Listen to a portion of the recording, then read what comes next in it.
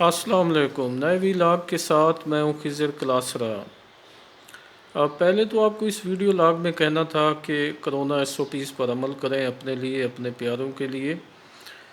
دوسرا، یہ جو ویلاگ ہے یہ سید یوسف زئی گیلانی نے ایک انٹرویو دیا ہے جس میں ان کا کہنا ہے کہ جہانگیر خان ترین کے جو گروپ کے لوگ ہیں یا اراکین اسمبلی ہیں، انہوں نے سینٹ الیکشن میں ان کو ووٹ دیا تھا۔ یہ ووٹ اس وقت دیے گئے تھے جب سینٹ کا الیکشن ہوا تھا، جس میں سید یوسف زئی گیلانی پاکستان پیپلز پارٹی کے امیدوار تھے، جبکہ دوسری طرف تحریک انصاف کے جو امیدوار تھے وہ حفیظ شیخ تھے،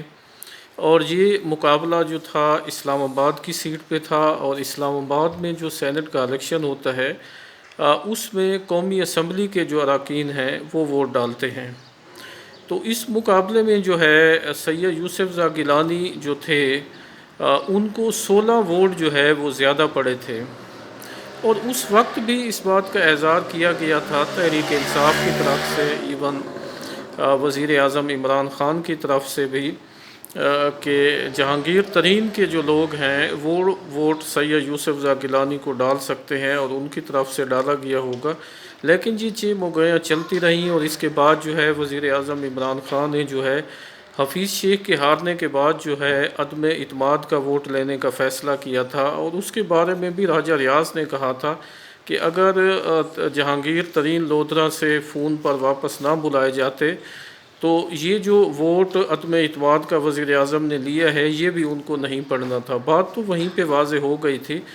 لیکن سید یوسف زئی گیلانی نے اس کو دوسرے لفظوں میں اعتراف جرم کہہ سکتے ہیں، یہ سخت لفظ ہوگا بہرحال، لیکن یہ ہے کہ ان کے اس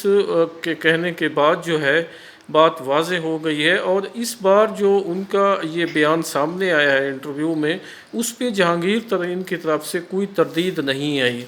مطلب وہ بھی اس بات کی تائید کر رہے ہیں کہ ان کے ساتھ جو اراکین اسمبلی عدالتوں میں یا ادھر ادھر جاتے رہے ہیں یا وزیر اعظم سے جا کے ملے ہیں، وہ گیلانی کو ووٹ ڈالنے والوں میں شامل تھے۔ اب آنے والے دنوں میں دیکھتے ہیں کہ کیا صورتحال بنتی ہے، اس سے آپ کو آگاہ کریں گے۔ بہت شکریہ۔